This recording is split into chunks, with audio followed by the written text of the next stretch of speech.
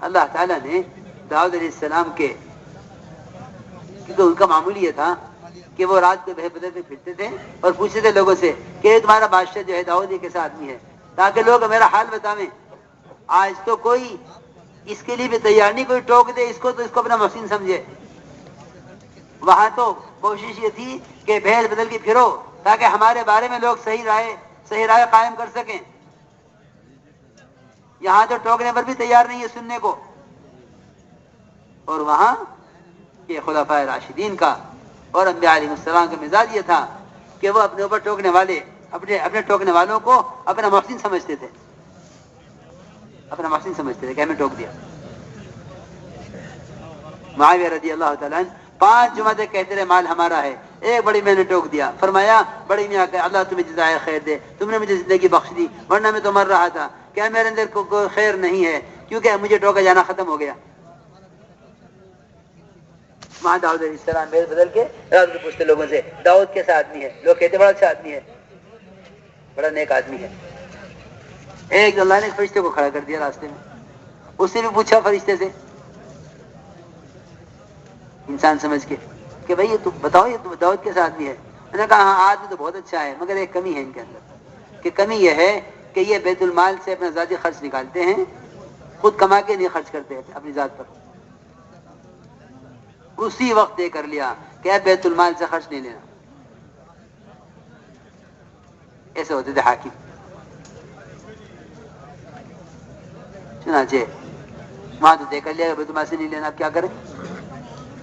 تو اللہ تعالیٰ نے کام دیا کرنے کے لیے، اور سب سے مشکل کام کہ جنگ میں پہننے والی زرہ بناؤ، جنگ کی زرہ تیار کرو، ایک کڑی برابر کی بناؤ اور زرہ کھلی بناؤ، اور سہولت کیا کی من یتق اللہ یجعل له من امرہ یسرا، کہ لوہے کو ان کے لیے گوندھے ہوئے آٹے کی طرح نرم کر دیا، جب تک ایک کڑی تیار نہیں ہو جاتی وہ نرم رہتی، بالکل آٹے کی طرح، گوندھے ہوئے آٹے کی طرح۔ ایک وعدہ یہ ہے کہ ہم تقوی اختیار کرنے والے کی پچھلی ساری معاف کر دیں گے اور اگلی زندگی میں اس کے عمل کے اجر کو بڑھا دیں گے۔ من یتق اللہ یکفر عن سیئاتہ ویعظم له اجرا۔ تو میں عرض کر رہا تھا میرے دوستو عزیزو کہ سب سے پہلے تقوی لاؤ کمائیوں میں، کیونکہ زنا کرنے والا، چوری کرنے والا، جھوٹ بولنے والا، شراب پینے والا، کسی کو اللہ نے نہیں فرمایا کہ یہ اللہ کے رسول سے جنگ کرنے والا ہے سوائے سود کھانے والے کے۔ یہ فرمایا کہ اگر سود سے باز نہیں آتے تو یہ اللہ کے رسول سے اعلان جنگ کیے ہوئے ہیں۔ اس لیے میرے دوستو عزیزو معاملات کو حکم پر لاؤ، پھر دیکھو برکتیں کہ معاملات کو حکم پر لاؤ۔ اگر معاملات حکم پر آ گئے تو گویا عبادات میں کمال پیدا ہو گیا، اور عبادات کا کمال تو اخلاق اور معاشرے میں سب چیزوں میں کمال پیدا کر دے گا، کہ عبادات تو تمام چیزوں میں کمال پیدا کرنے کے لیے۔ اس لیے ہمیں دعوت کے ذریعے اپنی پوری زندگی کو بدلنا ہے، دعوت کے ذریعے پوری زندگی کو بدلنا ہے۔ میرے دوستو عزیزو، ہجرت وطن چھوڑنے کو نہیں کہتے، ہجرت کہتے ہیں ہر اس چیز سے رخ پھیر لینا جس سے محمد صلی اللہ علیہ وسلم نے روکا ہے، اللہ نے روکا ہے، ہر اس چیز سے رخ پھیر لینا، یہ ہے ہجرت۔ ورنہ صرف ترک وطن ہجرت نہیں ہے، کہ اتنی دنیا ہے جو بھی وطن چھوڑ کے ملکوں میں کما رہے ہیں، ان کو مہاجر نہ کہا جائے گا۔ مہاجر کون ہے؟ کہ مہاجر تو وہ ہے جو ہجرت کرے، یعنی اپنی زندگی کے تمام شعبوں میں اللہ کے غیر سے رخ پھیر کر اللہ کے اوامر کا پابند ہو جاوے، اس کو کہتے ہیں مہاجر، جو جہاں بھی ہو دین کے ساتھ ہو۔ حدیث میں فرمایا مہاجر وہ ہے جو جہاں بھی ہو دین کے ساتھ ہو، وہ مہاجر ہے۔ اس طرح میرے دوستو عزیزو ہمیں اپنی زندگیوں میں پورا دین لانا ہے۔ میں نے عرض کیا کہ ایک ایک عمل اللہ کی رضا کے لیے ہو، کیونکہ حدیث میں آتا ہے کہ ادنا ریا بھی شرک ہے، ادنا ریا بھی شرک ہے۔ یہ 6 صفات جو 6 نمبر کہلاتے ہیں نا، اصل میں اب تو نمبر گنوانے کو لوگ 6 نمبر کہنے لگے ہیں۔ حضرت منتخب حدیث اس مقصد کے لیے لکھی تھی کہ ان صفات کو اپنے اندر پیدا کیا جاوے، ان صفات کو اپنے اندر پیدا کیا جاوے، اور یہ 6 نمبر احادیث کی روشنی میں بیان کیے جاویں، یہ 6 نمبر احادیث کی روشنی میں بیان کیے جاویں۔ الحمدللہ ہمارا معمول ہے ہر صبح روانگی سے پہلے اللہ کے راستے میں نکلنے کے خوب فضائل سنائے جاتے ہیں مجمع کو، تاکہ مجمع احتساب پر آ جاوے، اللہ کے راستے کی تکلیفوں پر کیا ملے گا، پیدل چلنے پر کیا ملے گا، بھوک پیاس پہ کیا ملے گا، بیماری پہ کیا ملے گا۔ صبح 1 گھنٹہ 1.5 گھنٹہ فضائل ہی سنائے جاتے ہیں اللہ کے راستے میں نکلنے والی جماعتوں کو، کیونکہ بھائی دوستو عزیزو بات یہ ہے، جب تک داعیانہ مزاج نہیں بنے گا استقامت تو کام پہ ہوگی نہیں۔ ہم تو اس کام کو ایک تنظیم سمجھ کر اس میں حصہ لیے ہوئے ہیں۔ وہ تو میرے دوستوں صحابہ والا غم اللہ سے مانگنا پڑے گا، یہ کوئی قبولیت کی بات نہیں ہے کہ ہم نے اتنی دیر 2.5 گھنٹے یہ کام کر لیا۔ قبولیت جو مقبول ہو جاتے ہیں نا اللہ کے یہاں، وہ تو اللہ تعالیٰ ان سے کام لینے کا فیصلہ فرما لیتے ہیں۔ تو میں اس لیے عرض کر رہا ہوں کہ 6 نمبر یہ کوئی رسم نہیں ہے کہ کلمہ، نماز، علم، ذکر، اکرام، اخلاص، تفریح کا وقت۔ پچھلے چند سال پہلے کی بات ہے، مولانا احسان صاحب کہنے لگے میرے سے کہ وہ ایک آدمی نے 1.5 منٹ میں 6 نمبر بیان کر دیا۔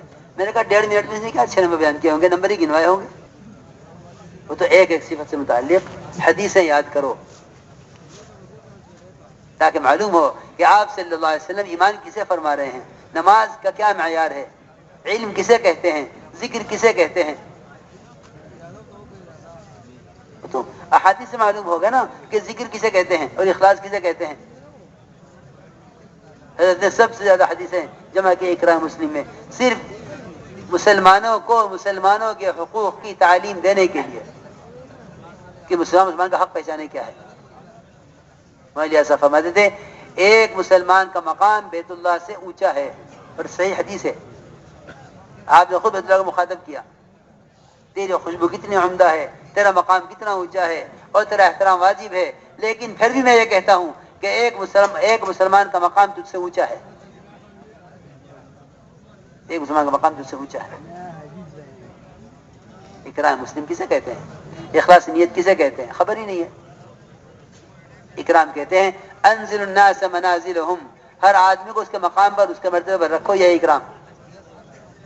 اس لیے بات یاد رکھو، ہر شخص سے اس کی صلاحیت کے مطابق کام لینا، یہ کام لینے والے ذمہ داروں کی ذمہ داری ہے کہ ہر ایک سے اس کی صلاحیت کے اعتبار سے کام لیں، ورنہ عملہ ضائع ہو جائے گا۔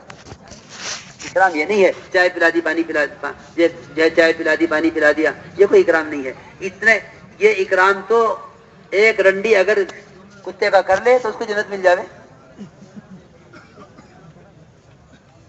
یہاں پانی پلانے کو کافی سمجھ رہے اکرام کے لیے، ایک زانیہ کتے کو پانی پلا دے اس کو کیا مل جاوے، جنت۔ اکرام یہ نہیں ہے، اکرام کہتے ہیں ہر شخص کے مقام کو پہچاننا، اور پہچان کر اس کے ساتھ اس کی حیثیت کے اعتبار سے معاملہ کرنا اور اس سے کام لینا۔ علماء کا کیا مقام ہے، ان کا کیا استعمال ہے، ہمارا ان سے کیا، ہمارا دین ان سے متعلق ہے۔ اس لیے میں عرض کر رہا، مولانا صاحب فرماتے تھے گناہگار سے گناہگار مسلمان کو عظمت کی نگاہ سے دیکھنے کی مشق کیا کرو، گناہگار سے گناہگار مسلمان کو عظمت کی نگاہ سے دیکھنے کی مشق کیا کرو، مولانا صاحب کے ملفوظات میں ہے۔ اس لیے میرے دوستو عزیزو، ہر ایک کا مقام پہچانو، ہر ایک کا مقام پہچانو۔ جب ساتھیوں سے غلطی ہو جائے تو ان کی خوبیاں تلاش کیا کرو، ساتھیوں سے غلطی ہو جائے تو ان کی خوبیاں تلاش کیا کرو، ان میں خوبی کیا ہے۔ آپ صلی اللہ علیہ وسلم کے سامنے ایک جنازہ لایا گیا، آپ سے کہا گیا یا رسول اللہ جنازہ آیا ہے، کیونکہ آپ نے فرمایا ہوا تھا کوئی بھی جنازہ آیا کرو تو مجھے بتایا کرو، میں آ کے نماز پڑھاؤں گا، کہ آپ کا نماز پڑھانا اس مرنے والے کی مغفرت کا اور قبر کے عذاب سے بچنے کا سبب ہے۔ آپ جب نماز کے لیے آنے لگے تو حضرت عمر رضی اللہ تعالیٰ عنہ نے آپ کو اس کی نماز پڑھانے سے روک دیا. دیکھو ایک بات یاد رکھو، اس کام کا مزاج ہے. آپ سے رسول میں صحابہ کو اس کا عادی بنایا ہے کہ اگر کسی سے کوئی غلطی ہو جائے تو اس کی خوبی تلاش کرو. کیوں؟ اس لیے کہ یہ کوئی کمپنی تو ہے نہیں کہ ان کو رکھو ان کو نکالو. اس کام میں آدمی معذور تو ہو سکتا ہے، معذول نہیں ہو سکتا. کھلا ہوا کام ہے. یہ اعمال دعوت ہیں، یہ اعمال عبادت ہیں، یہ گشت ہے، یہ تعلیم ہے، یہ مشورے ہیں، ان میں چلنا ہے اور ان میں چلتے چلتے مرنا ہے. کوئی کمپنی تو ہے نہیں، نہ اس کا کوئی ممبر ہے، نہ اس کی کوئی وزارت ہے، نہ کوئی صدارت ہے، کچھ بھی نہیں ہے. کسی نے مولانا صاحب سے کہا کہ آپ حضرت جی ہیں. فرمایا حضرت جی میں تو اپنے عملے کی وجہ سے ہوں، میرا عملہ نہیں تو میں کچھ بھی نہیں. میں بہت ضروری بات عرض کر رہا کہ جب کسی سے غلطی ہو جائے اس کی خوبیاں تلاش کرو اور قربانیاں یاد کرو. اس کی قربانی کیا ہے؟ تو جنازہ لایا گیا، لیکن جنازہ اتنے برے آدمی کا تھا، اتنا برا آدمی جو اپنی برائیوں میں مشہور تھا. حضرت عمر نے روک دیا آپ کو. یہ ہے رسول اللہ، ہمیں اچھا نہیں لگتا کہ آپ اس کے جنازے پر کھڑے ہوں، آپ تشریف لے جائیے، اس کی نماز ہمیں سے کوئی پڑھا دے گا، آپ خود پڑھائیے. آپ نے اتنا سنتے ہی فوراً اعلان کیا مجمع میں، بھائی لوگوں تم میں سے کسی نے اس مرنے والے کو کوئی عمل کرتے ہوئے دیکھا ہے؟ ایک صحابی کھڑے ہوئے، عرض کیا ہے یا رسول اللہ، اس نے فلاں فلاں موقع پر اللہ کے راستے میں ایک رات پہرا دیا ہے. آپ نے فرمایا جو آنکھ اللہ کے راستے میں پہرا دینے میں جاگی ہے وہ آنکھ جہنم کی آگ نہیں دیکھے گی. وہ آنکھ جہنم کی آگ نہیں دیکھے گی. یہ درجہ ہے اس کا. ایک خوبی تلاش کرا یہ اعلان کر کے صحابہ کے درمیان، اور فرمایا عمر پیچھے ہٹ جاؤ، تمہیں کوئی حق نہیں ہے کہ تم لوگوں کے اعمال کے بارے میں سوال کرو. ولیکن سل عن الفطرہ، کہ ہاں فطرت کے بارے میں سوال کر سکتے ہو کہ جنازہ مسلمان کا ہے غیر مسلم کا ہے، اتنا پوچھ سکتے ہو، لیکن تمہیں اعمال کے بارے میں سوال کرنے کا کوئی حق نہیں. پیچھے ہٹ جاؤ. آپ نے حضور کو پیچھے ہٹا دیا اور نماز پڑھائی. تو میں ایک بات عرض کر رہا، اکرام یہ نہیں کہ پانی پلا دو، کھانا کھلا دو. یہ اکرام تو صحابہ مشرکین کا کرتے تھے، اور ایسا کرتے تھے جیسا کیا مسلمان کرے گا آج کسی مسلمان کا، جو صحابہ مشرکین کا کرتے تھے. جہجہ غفاری کئی دن تک آپ کے گھر کا سارا کھانا خود کھا جاتا تھا، حالانکہ وہ کافر تھا، اسلام نہیں لایا تھا اس وقت. صحابہ نرم ٹکڑا چھانٹ کے مشرک قیدی کو دیتے تھے، اس لیے وہ اسلام لاتے تھے کہ مسلمان کا معاملہ ہمارے ساتھ یہ ہے کہ ہمارا مہمان ہے، بڑے قید میں ہو. جو نرم ٹکڑا صحابی کے ہاتھ میں آوے وہ سب سے پہلے مشرک کو پیش کرے کہ لو اس کو کھلاؤ، ہمارا مہمان ہے. کہ ایسا مشرک کیوں نہیں اسلام لاوے کہ جس کو نرم ٹکڑے تلاش کر کے روٹی کے کھلائے جاویں. تو سمجھنا چاہیے کہ دعوت کا کیا مزاج ہے، کہ دعوت کے اندر بہت وسعت ہے. داعی کا دل تو عالم سے زیادہ وسیع ہوتا ہے. داعی کا دل بہت وسیع ہوتا ہے.